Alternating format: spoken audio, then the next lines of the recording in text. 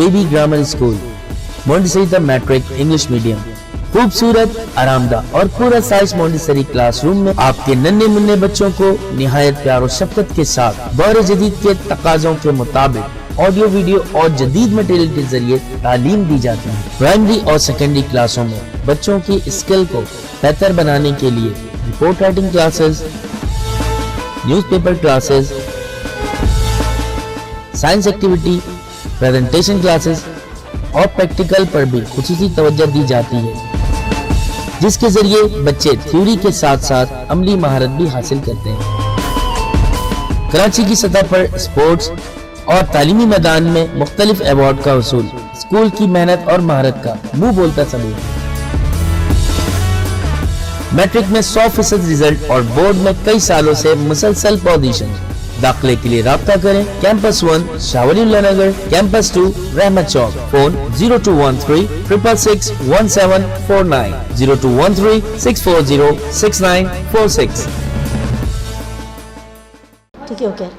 Class 5 हमारा आज का उन्वान है, जिसका नाम है सच्चा ख्वाब। सुल्तान नूरुद्दीन जंगी नहायत आदिल, मतलब अदल व इंसाफ करने वाले और बहुत नेक रहमदिल बादशाह थे। अपनी रियाया का वो बड़ा ख्याल रखते थे और ज़्यादातर उनका जो वक्त था वो अल्लाह की इबादत में उनका जो है वक्त ज़्यादा गुजरता था।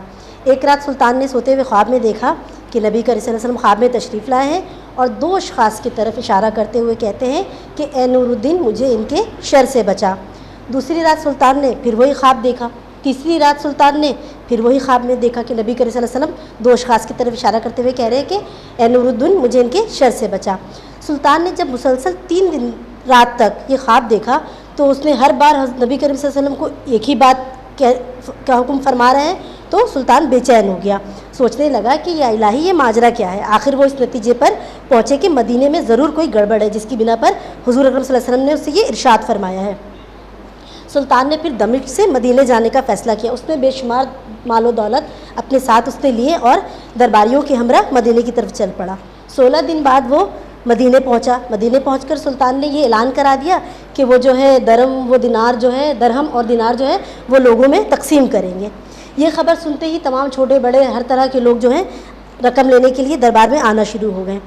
हर शख्स बारी बारी दरबार में आता और अपनी रकम लेकर वसूल करके चला जाता।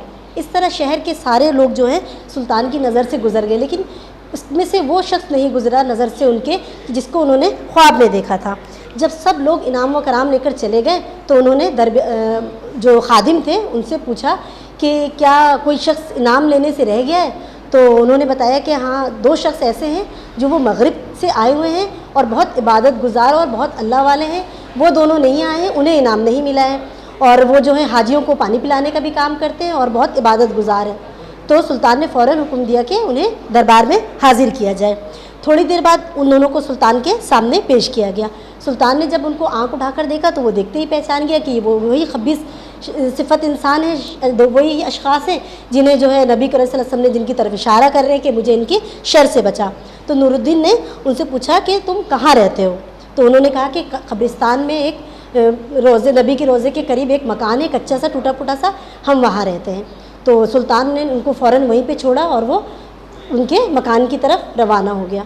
वहाँ जब जाकर उसने अंदर देखा तो कोई ख़ास चीज़, काबिल एतराज़ चीज़ थी नहीं वहाँ पे, यानी कि ताक पर एक कुरान शरीफ रखा हुआ था और जो है छोटे मोटे थोड़े बहुत घर के ज़रूरत के सामान पड़े हुए थे और गरीबों और मिस्किनों को देने के लिए कुछ गल्ले के जो ढेर होते हैं वो पड़े हुए थे। फिर थोड़ी देर बाद उनकी नज़र जो है एक ज़मीन पे बिछे हुए बोरिए पे पड़ी। तो उन्होंने कहा कि इसको हटा कर देखता हूँ कि इसके नीचे क्या है। जब उन्होंने उसे हटाया तो उसके अंदर काफ़ी गहरा एक गड्ढा हुआ था और उसका जो रुख था वो रोज़ा नबी की तरफ था, यानी जहाँ पे नबी का रोज़ा था, जहाँ पे उनकी कब्र थी उस तरफ था। वो उस गड्ढे में सुराख करते थे और वहाँ से जो मिट्टी उठा कर गड्ढे में भरकर मैदान में जाकर फेंक दिया करते थे। फिर ऐसे करते करते उन्होंने काफ़ी लंबी गहरी सुरंग वहाँ पे बनाई हुई थी। अब वो देखकर वो परेशान हो गए, उनकी आंखों से आंसू जारी हो गए कि ये क्या माजरा है। उन्होंने फ़ौरन उन दोनों को वहाँ पे बुलवाया और पूछा कि अब सच सच बताओ कि तुम कौन हो और तुम्हारा क्या मकसद है और तुम यहाँ क्यों आए हो। तो फिर वो जो है मौत के डर से कि उन्होंने कहा कि अब तो खौफ है, उन्होंने फिर सच बताना शुरू किया कि हम यहूदी हैं और हम मगरिब से आए हैं और हमारी कौम ने हमें ये काम सुपुर्द किया है कि यहाँ पे नक़ब लगाकर, यानी कि यहाँ पे एक गढ़ा बनाकर सुरूंग के ज़रिए नबी के रोज़े तक पहुँचा जाए और वहाँ से उनकी खुदा न खास्ता नाउज़ुबिल्लाह उनकी लाश को निकाल कर बेहुरमती की जाए। इस इरादे से हमें यहाँ पर इस काम पर हमें मामूर किया गया था।